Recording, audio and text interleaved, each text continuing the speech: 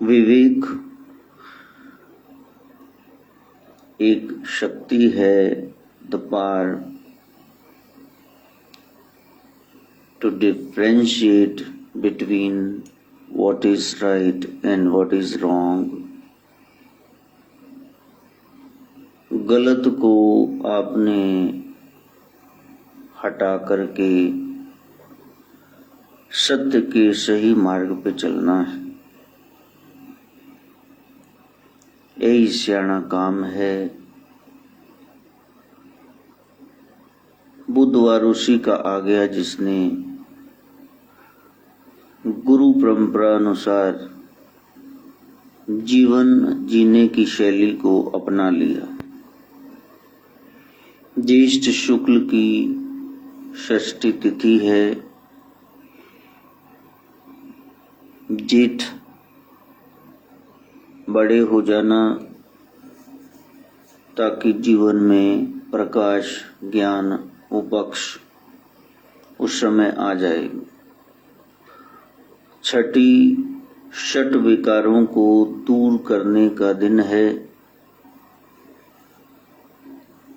जो आपको परेशान करते हैं।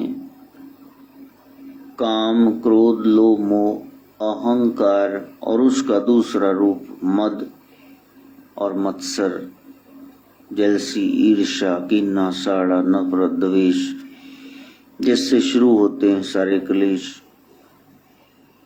मगा नक्षत्र है, बता रहा है मग जाओ तप जाओ, तप से सिद्धि प्राप्त होती है, तपस्या करो। सहन करने को तप कहते हैं। सिंह राशि में चंद्रमा का प्रवेश है, बता रहा है अपनी शेर जैसी विशाल विराट शक्तियों को आलस्य प्रमाद में गवा मत देना। विंध्यवासिनी मैया जी की पूजा का दिन है।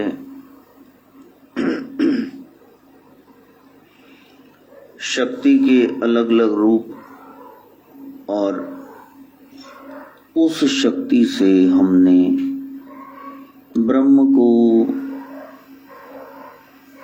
साक्षात भगवान सदाशिव को प्रसन्न करना है।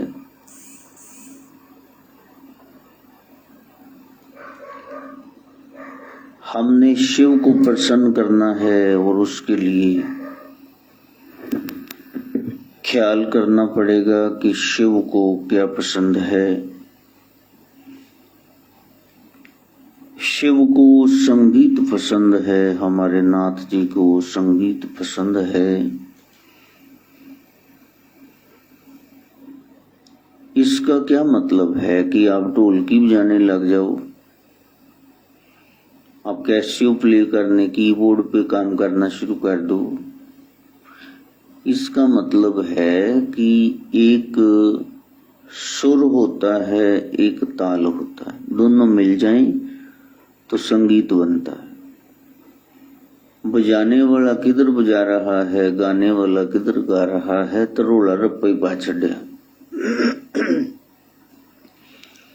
जब कहा कि नाथ जी को संगीत पसंद है, इसका मतलब मिले सुर मेरा तुम्हारा तो सुर बने हमारा।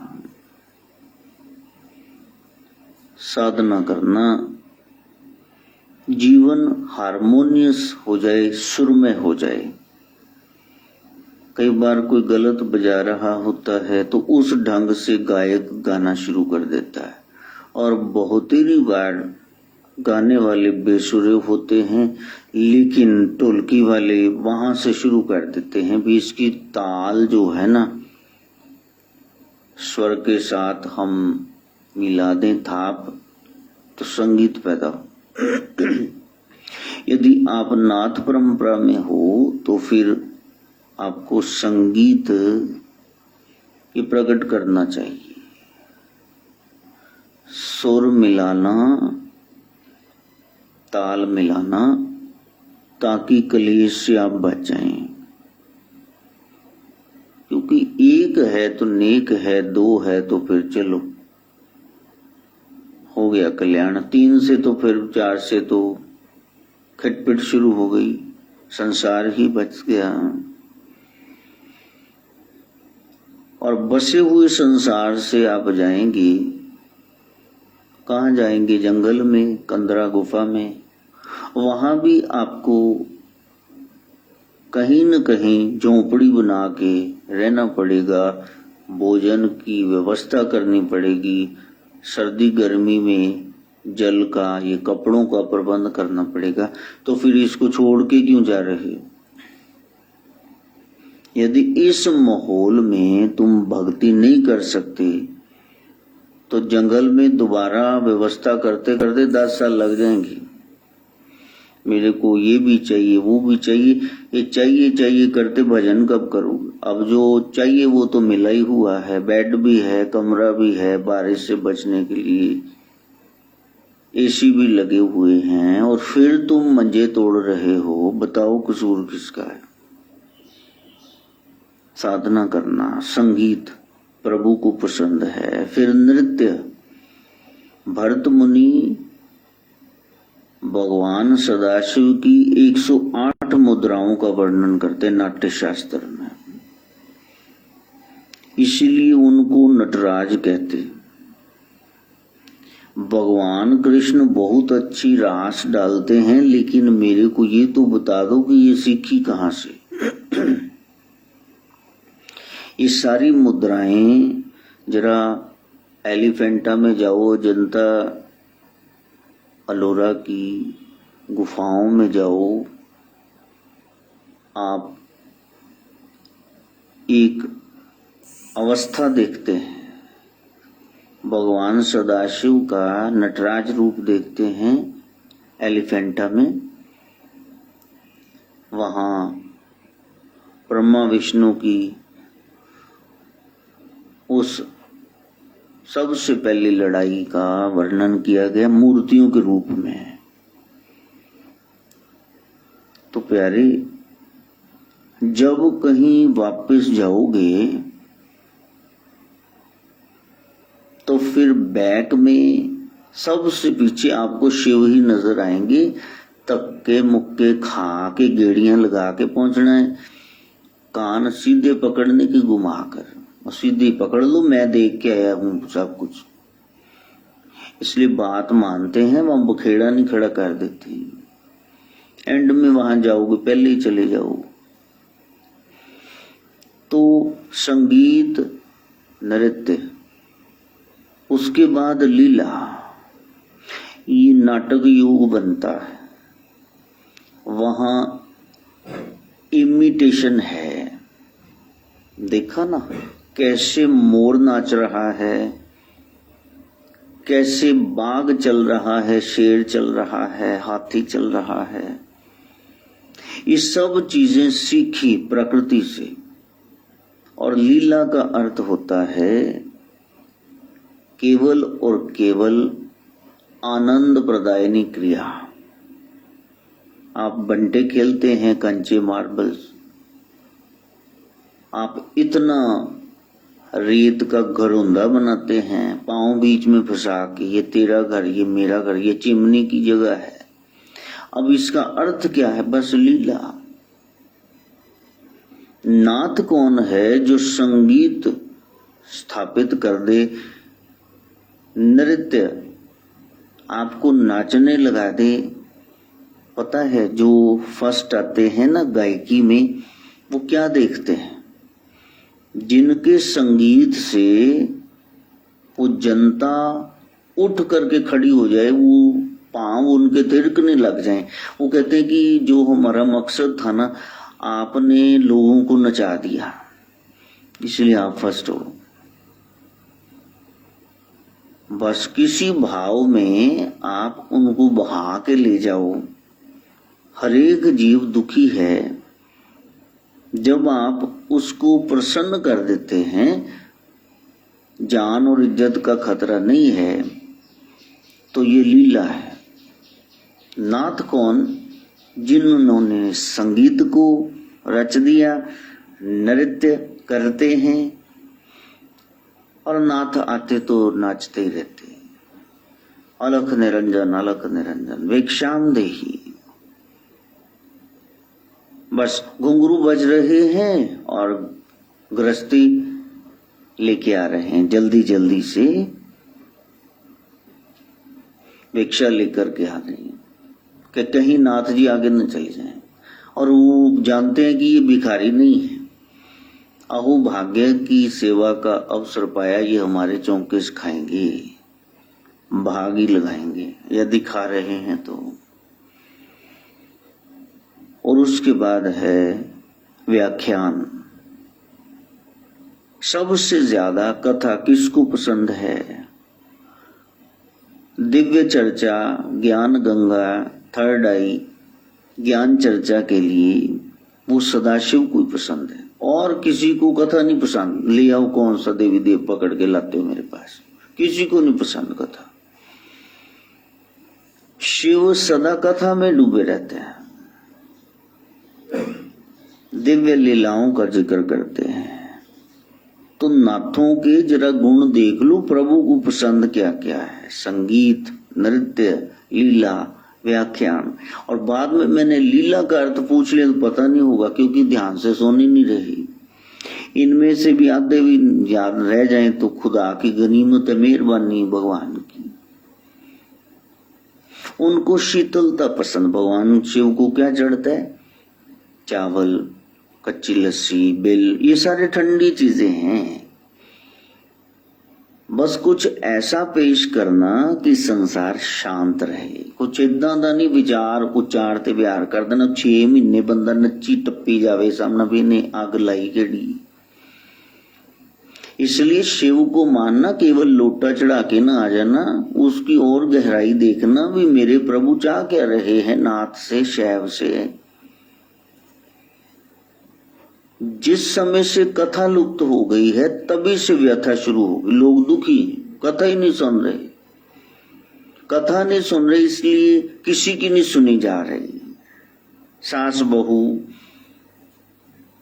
ननान भरजाई, दरानी जेठानी, देखो किवें पंडे एक दूसरे दे बोधे घमान लगी हुई हैं, क्यों सुना ही नहीं कभी किसी ने। कथाओं का स्थान कुत्तों ने ले लिया, उनको घुमाओ सुबह सुबह, कोई भजन करने की जरूरत नहीं। किट्टी ने ले लिया, ये पार्टी चल रही है, ये शो चल रहे हैं, चलो कैट वॉकिंग तो पता नहीं क्या वॉकिंग चल रही है। ये सब करो, संसार के साथ ही चलना चाहिए, be man of the world. लेकिन जो हमारी परंपरा है उसको तो आप हरिद्वार में किसी की वो गति के लिए गए, वहां अस्थि प्रवाहित करनी थी, वहां पिंडदान करना था, तो वहां जर्दे लगाए हुए और वो आ गए वहां पंडे, तो जीन की पैंटें पहनी हुई, शायद उस सिगरेट अभी बुझा के आए थे, बो आ रही थी। मैंने कहा भी तुम जो भी कर रहे हो कम से कम अब तो धोती कुर्ता पहन के आओ, तुम्हारी शिखा कहाँ है, जनेऊ कहाँ है?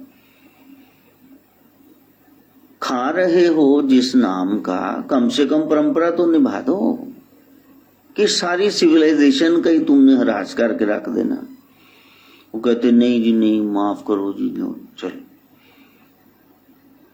तो मैंने पहले उनको पकड़ाया 1000 रुपया, तो 2 जन थे, तो कहने लगे जी 1100 कर दो। और मैंने कहा सब्र तो करो, मैं दोनों को 1000 दे रहा हूं, इतनी मेरी बातें कड़वी सुनी है, तुम्हारा 1000 रुपया तो बनता ही है दोनों का पर हेड। कहते चलो फिर ऐसे करो 1100 कर दो। मैंने कहा यहाँ मैं बाप की शादी में आया हूं, अरे किसी की अंत्येष्टि कर रहे हैं और तुमको पता होना चाहिए, शगुन देते हैं 100-200 रुपया, वहां 1 रुपया साथ में नहीं लगाते। 1100 कैसे मांग रहे हो? तुमको तो बेसिक कॉन्सेप्ट ही नहीं क्लियर है। तो उनको शर्म आई बहुत भी, हाँ हमको कुछ भी नहीं पता बा, जेड़ा आजे बा फूल पत्तियां या डूना या चक के जोत जी बाल दो कपूर दी, चलो मुंह चक के तो ले लो उतों साइड तो पुड़ियां, चैनी खैनी तोड़दा पंछी खाई जो सारी दिहाड़ी। जिसका खा रहे हैं लोग, इतने बड़े बड़े डेरे संभाल के बैठे हैं, यदि उनको उनका इतिहास पूछे वो पता नहीं, नशों में ऐसे डूब गए हैं। तो कम से कम बता तो दो कौन सी संस्था चला रहे हो, क्या कर रहे हो, यहाँ का पिछोकड़ क्या है, बैकग्राउंड। तो एक जिम्मेदारी वाला काम है। शीतलता, प्रभु कहते शांत रहो। संसार ने तरक्की की है जब शांति हो। युद्ध विनाशकारी है, उसमें कोई भी, जब घर में लड़ाई होती है तो बना बनाया भोजन रह जाता है, लोग की मुंह बना के सो जाते भी खाना ही नहीं, पावे फेवरेट ही बनया हुए। युद्ध कभी शुभ नहीं होता है, इसलिए भगवान कहते मेरा नाथ तो शीतल रहता है। और त्रिगुणातीत होना, तीनों गुणों से, तमोगुण, रजोगुण, सतोगुण, इनसे परे हो जाना। सतोगुण में आकर के भगवान श्री कृष्ण कुरुक्षेत्र के मैदान में ज्ञान प्रकट कर रहे हैं। गीता वो भगवान का गाना है, गीत है, वो गा रहे हैं। और बाद में युधिष्ठिर ने एक बार पूछा, प्रभु आपने अर्जुन को कुछ बताया था, मेरे को भी बताओ। कौन सी गीता? क्या मैंने नहीं बताया कुछ। चलो, total effacement of the self, ये सतोगुण मेरे में है, इससे परे चले गए। पूरी सागर के बीच में द्वारिका नगरी स्थापित कर दी, सारी सोने की बनी हुई है, लेकिन प्रभु इतने सिंपल अपने भक्तों के लिए कि वो विदुरानी के सुलभा के दिए हुए केले के छिलके खा रहे हैं, विदुर का अलूना साग खा रहे हैं, वो सुदामा जी का चिवड़ा तंदुल खा रहे हैं, पोहा खा रहे हैं। सोच के देखो, रजोगुण है लेकिन उससे परे है। कंस को जब वो 11वें साल में आकर मारते हैं, बाल उसके घसीटते हैं, वो कहता छोड़ भांजे, मेरे को दर्द हो रहा है। कहा मामा जी, अगर ऐसी अकल आपको आ जाती उस समय, आज से 18 साल पहले, जब मेरी माँ देवकी के आपने केस खींचे थे, तो फिर आज आपके न खींचते, वो दंड आपको आज मिल रहा है। पूरे गुस्से में प्रभु आवेश में मुष्टिका मुक्के मार मार के कंस को मार देते। ये क्या है? तमोगुण। लेकिन वहां खेल प्रतियोगिता थी, वहां से बाहर आए, नंद बाबा बाहर मिले तो कहा पांव लागू बाबा, तो कहा कन्हैया चले? कहा नहीं, थोड़ा मैं शहर देख लूं तो फिर आ जाऊंगा। बस हमारे जैसा हो तो 6 महीने यही व्याख्या दे, तो मैं इतना फड़िया, मैं बोधे फड़े, मैं मुक्का मारे। देखो, प्रभु त्रिगुणातीत हैं, इसलिए वो जगन्नाथ हैं, इसलिए वो शिव को प्रिय है। जब छठी थी भगवान की तो शिव आ गए, उस 5वीं में ही आ गई, छठी पे तो पूतना आ गई। पूतना आ जाए, बुरी वृत्तियां, इससे पहले जीवन में शिव आ जाए, शुभ आ जाए, उसका संचार हो जाए। तो भगवान को संगीत, नृत्य, लीला, व्याख्यान यानी सत्संग, चर्चा, शीतलता, त्रिगुणातीत होना, ये सब चीजें पसंद हैं। द्वादश ज्योतिर्लिंगों की पूजा का अर्थ यही है कि आप में ये 12 गुण आ जाएं। गुण तो एक भी नहीं है, और सर्व गुण धारक शिव की पूजा कर रहे हैं। सावन का सारा महीना हम मंदिर जा रहे हैं, शिवालय भी, वहां से गुण भी तो लेके आओ, बुराइयां चढ़ाओ उसके दरबार में। छोड़ो नशे, व्यभिचार, 2 नंबर की कमाई, तड़ा सट्टा, लॉटरी, नॉन वेज, ये सब छोड़ के आओ, बुरी आते वहां। तो भगवान को कुंडल पसंद है। दर्शनी नाथ को शिव की काया कहते हैं, कुंडल। कहीं चुगली निंदा ये जीवन में ना रह जाए। हमें बड़ा रस आता है जब कोई चुगली सुनाते हैं ना। अब कोई नहीं कहेगा कि गुरुजी ने क्या सुनाया कथा में, ये नहीं बात बताएंगे। कोई मेन कथा बताओ, आज क्या टॉपिक था, वो नहीं हम सुने। बीच में कोई आ गई ना खारी खट्टी बात, जो मेरी अकल है, मेरी औकात है, वो उसको छाछ में डाल के छटेंगे। भी पता है वो जो बात थी, वो पता है किस सत्संगी की उन्होंने, वहां दिमाग लड़ रहा है। वो मोहल्ले में लड़ाई क्यों हुई थी, वो कहते जी वो अच्छा नहीं, चलो और नहीं, देख तू मेरा भरा नहीं, मैं तेन बुलाना कदे, मैनू दस सारी गल डिटेल च दस। जो कचरा है, कूड़ा है, वो तो हम सारी डिटेल जानना चाहते हैं, और जिसका कोई अंत नहीं, जानना ही चाहिए। सदा सेव्य श्रीमद् भागवती कथा, ऐसी ज्ञान चर्चा भगवान की कथा हम सुनना नहीं चाहते, यही दुखों का कारण। तुम कथा सुनना शुरू कर दो, करना, लिखना, पढ़ना शुरू कर दो, तो तुम्हारे जीवन में व्यथा रह नहीं जाएगी। हो ही नहीं सकता। एक जगह पे थोड़ी ना दिन रात रहते हैं। जहां दिन है वहां रात नहीं, जहां रात है वहां दिन नहीं। तो वहां कुंडल पसंद है, कुंडल। कान फाड़ के सुनो हरी चर्चा, संसार की न है। लोकां दी कंधा नाल ना कान ला लो भी क्या उन्हां दे चल। ये है नाथ परंपरा। और उसके बाद आपको मौन रहना है, समाधिष्ट रहना है। संसार में लोग आएंगे, आपकी तारीफ भी करेंगे, निंदा भी करेंगे, तो वहां आपने मौन हो जाना है। गांव में ब्रह्मचारी बाबा आए, साधु बाबा आए, जवान थे, सबने बड़ी चढ़त चढ़ावा, दिनों में डेरा बना दिया। विरोधी जल गए, किसी बहन को लेकर चले गए वहां कि चलो। अब वो बड़ी सभा में आके कहे कि ये तो पखंडी बाबा है, ये जो बच्चा मेरी गोद में है इसी का है, अब ये शादी नहीं करवा रहा। लोग लानते भेजने लगे, थू थू करने लगे। एक दो ने तो हाथ ही उलार दिए, थप्पड़ ही मार छड़े। तो संत श्री ने कहा कि ये मेरी पत्नी है, चलो मैं मान गया, आप जाओ, बस अब रोला खत्म करो। और उसके बाद कमरे में ले गया। वो डरे कि ले भी साध है भी नूरानी, देखो 6 फुटिया, ते मैं ते आखे लाके आ गई, उन सारे भज गए, बाबे ने लाड़िया बाहर।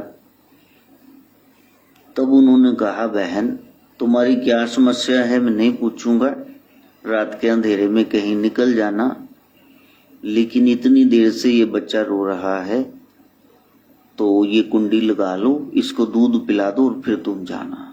तुम कैसी माँ हो, इतनी देर से ये रोए जा रहा है, रोले रप्पे में। पुब्बा मार के रो पे चढ़ना जलेगी। कहा नहीं, ये बच्चा मेरा है ही नहीं, किराए का है, ये तो विरोधियों ने कहा था बाबा ऐसा है, तो मैं आ गई, गुरुजी मेरे को माफ कर दो। और सुबह जब सारे गांव की पंचायत में वो बोली, अब वो भगोड़े भाग गए वहां से विरोधी। तब सरपंचों ने, सबने माफी मांगी। पंच परमेश्वर आके खड़े होकर, नहीं आप तो महान हो, जब आपने मान दिया था तब भी मैंने नहीं लिया, और अब अपमान किया, मुंह में थूका तब भी मैं दोनों से परे हूं, मैं समाधिष्ट, मैं सम रहता हूं। आपका दिया हुआ मान वो भी मेरे को पसंद नहीं, ये अपमान वो भी मेरे को भाया नहीं, मैं दोनों से परे हूं। ऐसे होते हैं नाथ। तो ये नहीं है कि बाहर का वेश आप धारण कर लो और फिर जरा चरपट वाणी पढ़ के देखो कितना बोले हैं। फिर चरपट नाथ जी, खाली वेश धारण नहीं करना। स्टेथोस्कोप लटका लिया आपने, व्हाइट कोट पहन लिया तो आप डॉक्टर थोड़े ना हो गए। उसके लिए इल्म चाहिए, विद्या। तो वहां साधना है। हम लोग कॉलेज के ट्रिप पे जा रहे थे और वहां किसी को बेहोशी छा गई, तो साथ में पेरेंट्स भी कोई आए हुए थे, तो बूढ़ी माँ भी आई हुई, एक दादी माँ। कहा इसको कुछ हो गया है जी, मेरी नूह को डॉक्टर साहब सब कह रहे हैं, तो इसको जरा चेक करो। तो उन्होंने कहा मैं वो सुइयों वाला दवाइयों वाला डॉक्टर नहीं। कोई तू 2 तू डॉक्टर क्यों लाने नाला? ये नहीं पता इन्होंने तो डॉक्टरेट PhD कर रखी, वो अनपढ़ माता को पता नहीं था। तो आपको यदि ज्ञान नहीं है तो ये वेश जो है ये तुम्हारे मन के क्लेश का कारण बन जाएगा। लोग मत्थे जरूर टेक देंगे वेश भगवान की जय, लेकिन भीतर तो पता है खोखड़ है, ठन ठन गोपाल, कुछ भी नहीं है। भर जाना गुणों से। कड़वी बातों को कंठ में रख लेना, बस मीठा ही बोलना, ये है। नाथ जी को ये पसंद है। नीलकंठ भगवान जी कैसे हैं? यहां तो मुंह आई गल ना रहंदी, ये बोलिया ताई पसूड़ी पैंदी। मूर्ख बंदे नू समझाइए ना गल, कहंदे कह जा, वो टिकते ही नहीं। उधरों सस टप्पी जाती, उधर ननान भुड़कन डई है, उधरों वोटी लगी हुई है। वो बंदा बेचारा 3 पासों रस्सियां, वो कहंदे मैं करा की। एक चड़ेल नहीं संभालनी, इन्नी मुश्किल है, वो नहीं संभाली जाती। ये हुण 3 मगर पै गई। वो कहते इनू समझा लिया, बोली सारियां जांदियां। यदि वो समय आपने गुजार लिया, लंघा लिया, तो फिर तो बरसे जियोगे ना, नहीं तो फिर सतलुज पानी तो बथेरा मीह रोज पैंदा। कहीं तो शांति स्थापित कर दो। सत्संग क्या सुना था? मुखड़ा क्या देखा दर्पण में, जब दया धर्म नहीं मन में। कड़वी बात नहीं कहनी है। प्रिय वाक्य प्रदाने न तुष्यंती सर्वे जना। मीठा बोलने से सब प्रसन्न होते हैं, सबको तारीफ पसंद है। और उसमें तुम कंजूसी क्यों कर रहे हो? उसके बाद है चावल। प्रभु को चाव चढ़ जाना ये पसंद है, कि आपको चाव चढ़ जाए। ये नहीं दूर से कोई मेहमान आया है तो तुम कहो हाय हाय कितने मुसीबत आ गई है, बेले टक गए, जब देखो लूर लूर लंडर कुत्ते वांग फिरते रंदन, असी कदे इन्हां दे थुकदे नहीं, रोज बड़े रहंदे। तो दूर से तो ऐसे बोल रहे हो और पास आने पे जप्फे डाले जा रहे हो। कब मैं तस्वीर तो तुहानू याद कर, मैं 2 दिन पै गए, पता नहीं आए क्यों नहीं। ये दिखावा क्यों कर रहे हो? वो तुम्हारा स्वभाव बन जाए, चाव चढ़ जाए। जिसका लिखा है वो ले जाएगा, दिया है तो फिर वो बांट दो, आपको मिला है इतना। और हो सकता है आगंतुक उस मेहमान अतिथि देवो भव उसके हिस्से का ही मिला हो।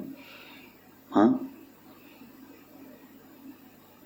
एक बार हमने समोसे लिए, कहा कि खाएंगे। मनी, सोहम, उमा सब साथ में थे। तो रास्ते में सोहम की जब ये टीचर था तो पुराने उस सरकारी स्कूल की बच्ची मिल गई, पढ़ती थी 10वीं में से। तो उसके पेरेंट्स मिल गए, 1-2 और थे। तो कहा बाबा जी हैं साथ में। अच्छा ये है गुरु जी, आप इनकी बात करते हो? अब चरण छुए तो जो समोसे लाए थे 5-6 वो उनको दे।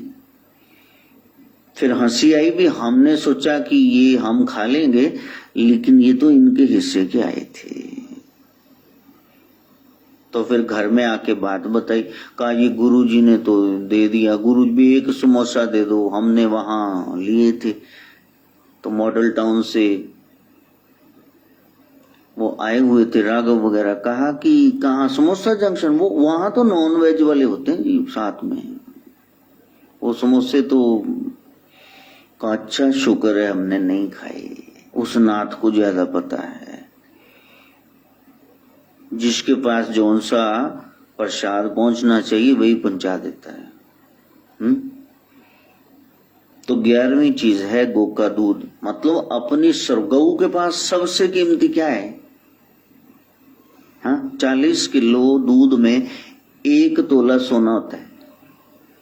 हाँ, स्वर्ण भस्म खाते हो ना, सोना वर्ग खाते हो, तो जिसने 40 किलो पी लिया अलग अलग दिनों में दूध, तो फिर ये सोना उसको खाना, बर्क थोड़ी खाना पड़ेगा, बर्क तो बर्क ही अंदर जाके तो नुकसान ही करेगा, पथरी वगैरह कुछ हो जाएगी, कोई आपको किडनी की प्रॉब्लम, तो वो नुकसान भी नहीं करेगा, उसमें स्वर्ण की मात्रा है।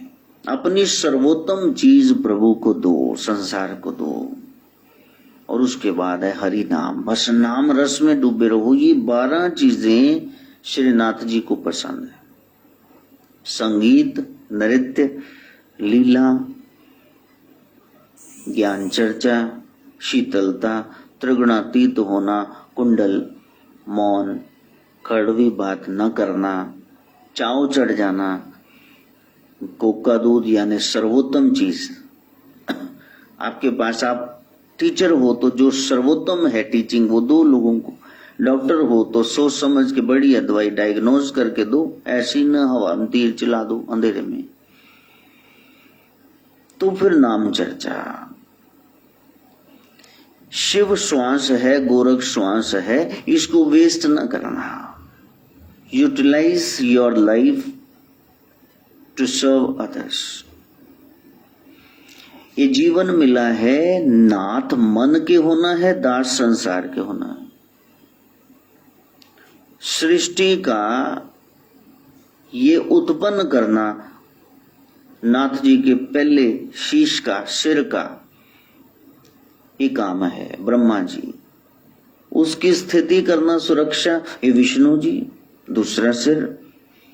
और उसके बाद माया में जीव को उलझाए रखना, ये महादेव महेश्वर का काम। फिर समय आने पर संहार विनाश, ये रुद्र का काम।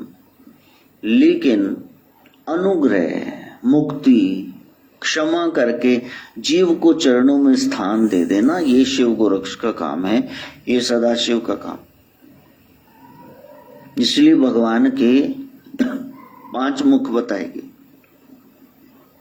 पंचानन है, 5 है आनंद जिसके। तो फिर किस स्वरूप को ध्याना चाहिए? ये ब्रह्मा, विष्णु, महेश, रुद्र, ये तो उन्हीं के स्वरूप है। सदाशिव का आप ध्यान करो। ओम शिव गोरक्ष, जय शिव गोरक्ष, ओम शिव गोरक्ष, जय शिव गोरक्ष। बस उसी का ध्यान। शिव तांडव में आप देखते हैं बिखरी हुई जटाएं हैं, ये ब्रह्मांड का प्रतीक है। एक फुफकारता हुआ सर्प है, ये वासना का, विष का, विषय का प्रतीक है। शीश से गंगा निकल रही है, ये ज्ञान का प्रतीक है। कितनी जटिलताएं रही, ज्ञान न हटे जीवन से। चंद्र ज्योति स्वरूप है, जहां आंखें चौंधियाती नहीं है। आप चांद को कितनी देर तक देखना चाहे देख सकते, त्राटक कर सकते हैं। तीसरा नेत्र ज्ञान अग्नि है, भस्मीभूत कर दो अज्ञान को। गलत दिशा पे नहीं जाना हमने। मुंडमाला संसार की असारता है, और पैरों के नीचे जो म्युल्क है, मलूक कोई बोलते हैं, तो वो अज्ञान का प्रतीक है। और तांडव ये शमशान नृत्य है। आखिरी यात्रा कौन सी है? वो तो वही है। अंतिम पड़ाव क्या है? घर से, अस्पताल से, जहां से जन्मे हो, वहां से एक दिन शमशान में जाना है। ये यात्रा, अंतिम मंजिल तो वही जो लोग भूल चुके हैं। इतने कुटुंबी शमशान छोड़ के आ गए, कंधे पे उठा उठा के, जितनी लकड़ियां साथ में पुल्ले डाल दिए, लेकिन अभी तक अपना मरना याद नहीं है। नाथ वो जिसको मरना याद है। फिर ऐसा नाथ वही नृत्य कर सकता है। वो पंचाक्षर का समुदाय वहां बनता है। न पग में और म मध्य भाग नाभि में, शी स्कंद में, व मुख में और य मस्तक में, इस मस्तक में। तो इस तरह से नमः शिवाय मंत्र बन गया। और शिव कह रहे हैं मेरा परम स्वरूप यदि जानना है तो वो यही है। ओम शिव गोरक्ष, जय शिव गोरक्ष, ओम शिव गोरक्ष, जय शिव गोरक्ष। ये नाथ परंपरा शैव परंपरा ही है। बौद्ध धर्म के बहुत सारे अनुयायी, जैन धर्म के बहुत सारे गुरु वहां ये सिद्धनाथ योगी स्थान पा चुके थे, लेकिन जब 2-2 टके के लिए कर्तव्य दिखाने लगे, लोगों को भ्रम जाल फैलाकर लूटने लगे, तब सदगुरु गोरक्षनाथ 8वीं 9वीं 10वीं 11वीं एक बाढ़ आ गई शैवों की, नाथ परंपरा की। वैसे तो वो हर युग में ही विद्यमान है, आते हैं, निराकार साकार होता है, अपने भक्तों के लिए, बच्चों के लिए मार्गदर्शन करने के लिए। जब जब धर्म की हानि होती है तो योग मार्ग ये बताने के लिए सदाशिव गोरक्ष रूप में आते हैं। तो उस नटराज की मूर्ति को ध्यान से देखें तो वहां 4 हाथ हैं, एक में डमरू है, ये नाद का प्रतीक, निर्माण का प्रतीक। उसी वाइब्रेशन से ये सृष्टि पैदा हुई। और एक अभय मुद्रा है, रक्षा प्रभु बता रहे हैं, ये अभय मुद्रा, कोई बात नहीं, मैं हूं ना, तुम परवाह ना करना, मैं साथ में हूं। ये आशा के हाथ से वो ऐसे उम्मीद बना रहे हैं। एक हाथ में अग्नि का वो जलता हुआ कटोरा पकड़ रखा है, तो वहां विध्वंस का एक प्रतीक है कि इसको याद कर, एक दिन ऐसा है धूं धूं करके तेरी काया जलेगी प्यारे, या टपूसियन मार। जो करने आया था ना मेन कार्य भक्ति राम को मिलना, वो जरा कर ले ये काम। और जो प्रभु का चौथा हाथ है वो ऐसे पैर की ओर इशारा कर रहे, प्रभु ऐसे करके कि प्यारे तेरी मुक्ति तभी संभव है यदि तू चरण शरण में आएगा। पैर के नीचे दबा हुआ मलूक, वो राक्षस, वो अज्ञानता का प्रतीक है। गुरु से ज्ञान लेकर जब तक अज्ञान को तू नहीं मारता, उस नाद को नहीं जानता, इस शरीर को नश्वर नहीं जानता, तब तक अभय पदवी तेरे को मिलेगी नहीं, शरणागति नहीं, तो फिर तेरे को कहीं टिकाव नहीं। एक एक मूर्ति वो प्रतीक है सत्य सनातन धर्म में। हाँ, इसलिए वहां एक स्टोरी टाइप समझाया गया है, नक्शा बना के समझाएंगे। अब आपको कोई कहे कि यहां से अंबाला, ये लुधियाना से ये रेलवे लाइन ऐसे ऐसे जाती है, तो आप उसका मजाक उड़ाने लगे, कोई ऐसे ऐसे कैसे जाती। वो बताएंगे रास्ते में ये पड़ाव आएंगे, ये मेन स्टेशन है, यहाँ पे रुकेंगे, गाड़ी थोड़ी थोड़ी रुकेगी, और तुम मजाक उड़ाना शुरू कर कि कागज पे क्या लकीर की। हाँ ठीक है, कागज पे लकीर, ये कागज है, ये लकीर है, पेंसिल है, लेकिन इसका कोई अर्थ है ना, इस पे चलोगे तो पहुंच जाओगे अंबाला। इसी तरह हर एक मूर्ति उस प्रभु के स्वरूप के बारे में बता रही।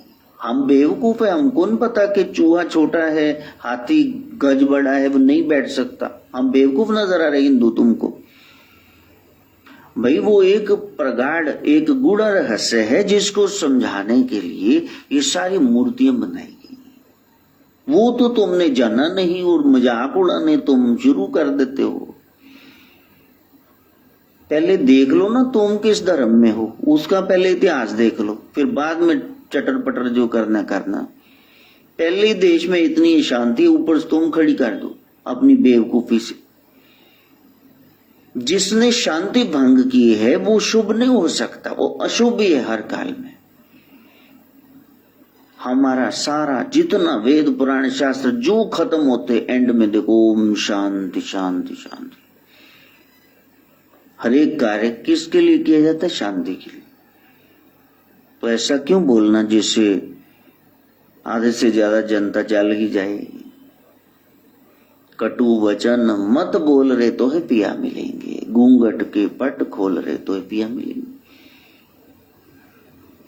इसलिए साधना है उस साधना को आगे बढ़ाना। शिव की तरह कैसे जीना है? ये 11 रुद्र अवतार उनके भाव से वहां पहुंचना। आप कठोर नियम नहीं पाल सकते, आप दास भक्ति अपना लो। जीवो हम, मैं जीव हूं और मैं जीवात्मा, दासो हम। उस प्रभु के दास दासो हम, दास की भी दास हूं। और फिर सोहम, एक दिन वो वृत्ति जगेगी, आपको अपने में वो शक्ति शिव नजर आएंगे और फिर आप कह सकते हैं ओम शिवोहम, मैं शिव हूं। जब तक शिव मैंने शुभ विचार भी गंदे हैं, वाणी भी कड़वी है, क्रियाएं भी एक से एक गई गुजरी है, तो तुम शिव हुए कहां से? शिवोहम कैसे कह दिया? वो एक यात्रा है। सोहम कोई नाम नहीं होता है, ये वृत्ति है। सोहम अस्मि इति वृत्ति अखंडा गोस्वामी जी कह रहे मानस में, उत्तरकांड में अंतिम हिस्से में कह रहे हैं कि प्यारे ये भाव बना लो, दास भक्ति लेकर के आओ, स्वामी की आज्ञा को पालना, उनको सर्वदा सुख पहुंचाना, ये सेवक का परम कर्तव्य है। और यदि हम दास हैं तो इस दुनिया के रचयिता को हमने प्रसन्न करना है, तो वो कैसे होगा? वो सब में समाया हुआ है। फिर चींटी कैसे मसल रहे हो? फिर सांप निकलते ही मार कैसे रहे हो? फिर बहुत उच्च अवस्था आ जाएगी आपकी। जहां बैठे रहते हैं नाथ सिद्ध योगी और जंगली जानवर पास में आके देख के चले जाते हैं, वो नुकसान नहीं पहुंचाते। कहा ये मेरे को नहीं नुकसान पहुंचा रहा, तो मैं क्यों इसको नुकसान पहुंचाऊं? तो वहां राम प्रभु ने कहा कि अभिषेक के लिए चारों हमको दिशाओं का और 500 नदियों का हमको जल चाहिए, हमने अभिषेक करना। तो हनुमान जी तुरंत जाते हैं, वो सब लेके आते हैं।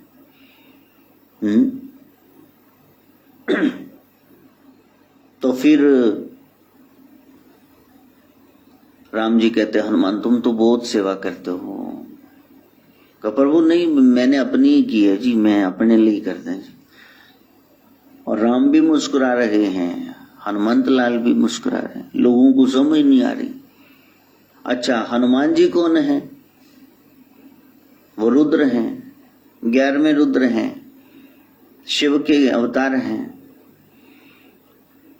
और कोई आपसे कहे कि आप ये स्नान के लिए बाल्टियां लेके आए हो, आपका बड़ा धन्यवाद, तो वो हंसे भी, मैंने खुद ही तो स्नान करना। जब अभिषेक करोगे तो हनुमान जी तो शिव हैं, शंकर स्वयं केसरी नंदन।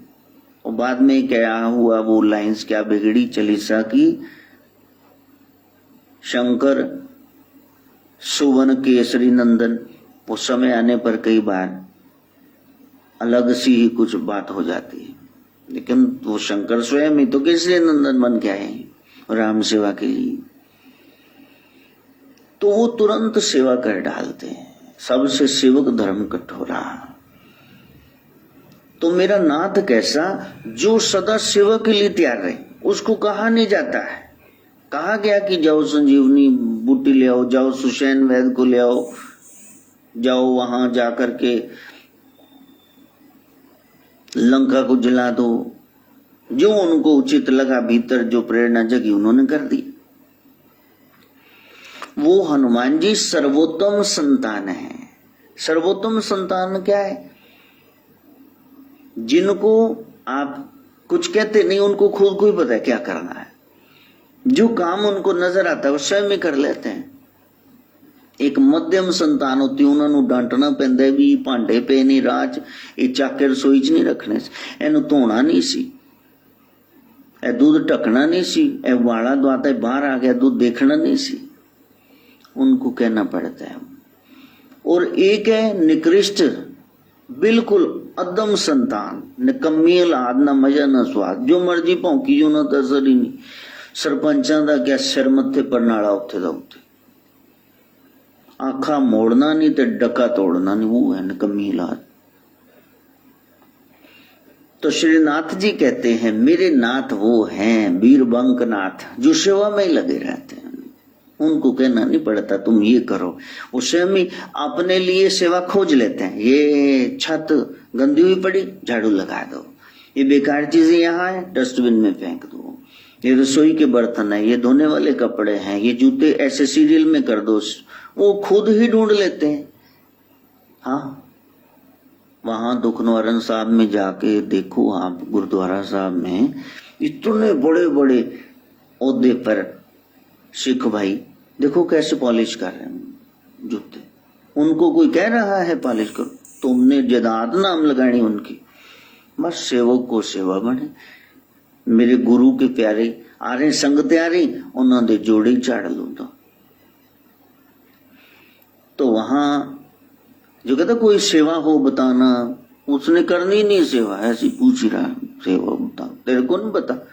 अब किसी की यहाँ शादी रखी हुई है तो उसको कहेंगे कोई गल हो, आप बैठे दसी, वो तू दिया उसे 50,000 ब्याज था, जिन्हें मर्जी ला लो, और पूछे जा रहे ने, बस इन्होंने कुछ नहीं करना है, ये लिप सर्विस दे रहे हैं, सिर्फ बोल रहे हैं मुंह से, कुछ नहीं करेंगे। शगुन भी इनका 500 का, 500 बंदे आ जाएंगे इनके खाना खाने के लिए। तो मेरा नाथ कौन? जो सेवा ही करता रहता है।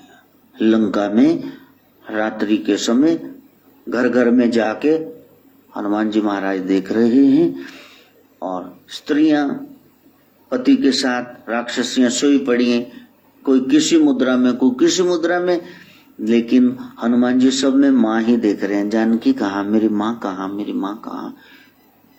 और रावण के कक्ष तक गए, देखा कि बड़ी सुंदरी लेटी हुई है,